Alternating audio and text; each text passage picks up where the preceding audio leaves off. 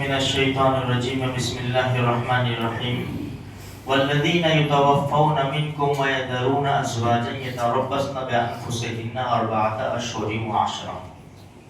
دیکھو گزشتہ کل بتایا کہ جس عورت کو طلاق ہو گئی ہو اس کی عدت 3 ماسک پورے ہو جاوے، 3 حیض پورے ہو جاوے تو اس کی عدت ختم ہوگی، اگر حمل سے نہیں ہے تو۔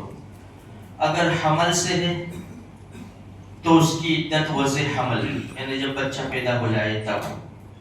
اور اگر ایسی عورت کو طلاق ہوئی کہ اس کو حیض آنا بند ہو گیا تو اس کے لیے مکمل 3 مہینے ہیں۔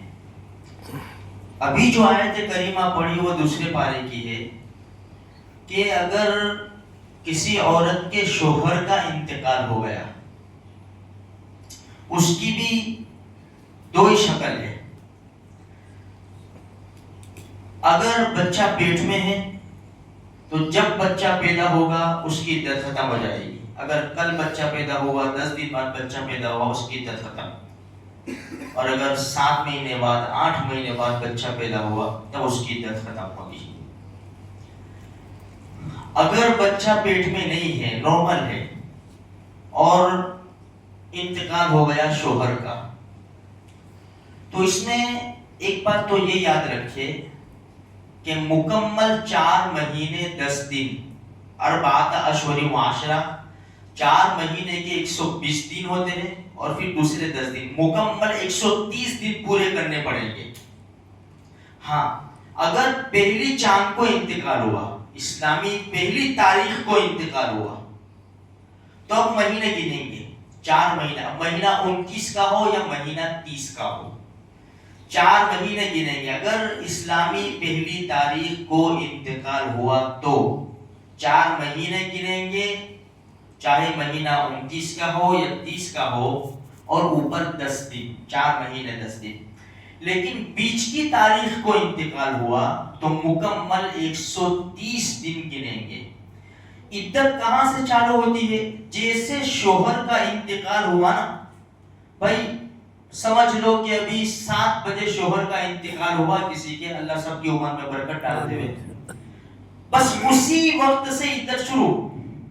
ایسا نہیں کہ بھائی ابھی 7 بجے انتقال ہوا، 11 بجے لے جائیں گے اس وقت سے، یا تو پھر ہمارے وہاں جو رواج ہے زیارت وغیرہ یہ اس کے بعد سے نہیں، بس اسی وقت عدت شروع ہو جائے گی۔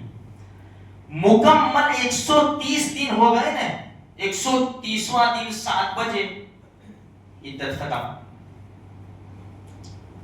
اگر رات کو انتقال ہوا تو رات کو عدت ختم، دن میں انتقال ہوا تو دن میں عدت ختم۔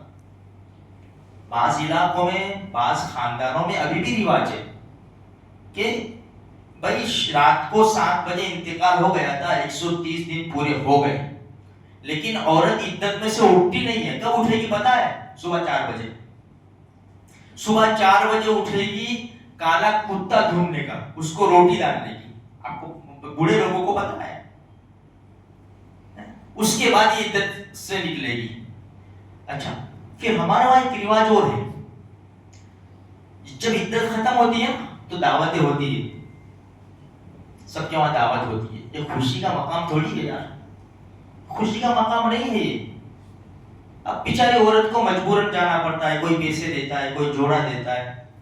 خیر، تو اگر عورت حمل سے نہیں ہے اور اس کے شوہر کا انتقال ہو گیا تو 4 مہینے 10 دن اس کو عدت گزارنی پڑے گی۔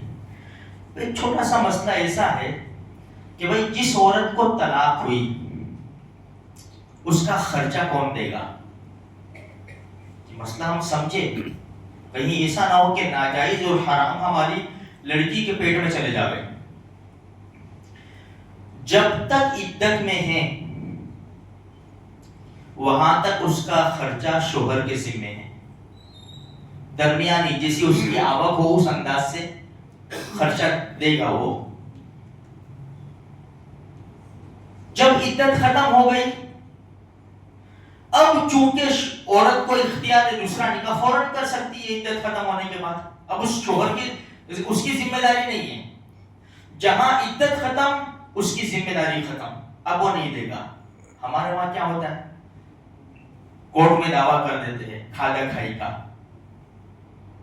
और बरसों वो उसका शोहर का खा रही है जिससे तलाक हुई है। हाँ, अगर निकाह हो गया तो फिर बंद हो जाता है। मेरे भाइयों, ये नाजायज और हराम है। बस इतना ही है कि इद्दत में है, क्योंकि अभी निकाह नहीं कर सकती, कहीं आ जा नहीं सकती, इसलिए उसकी जिम्मेदारी लगाई। जैसे इद्दत खत्म हुई उस मामला खत्म हो गया। बस इंशाल्लाह यहीं तक रखे। कल इंशाल्लाह बच्चे किसके पास रहेंगे, बच्चों की जिम्मेदारी क्या है, किसको परवरिश का हक है, कल वो बात इंशाल्लाह हमारे सामने आएगी।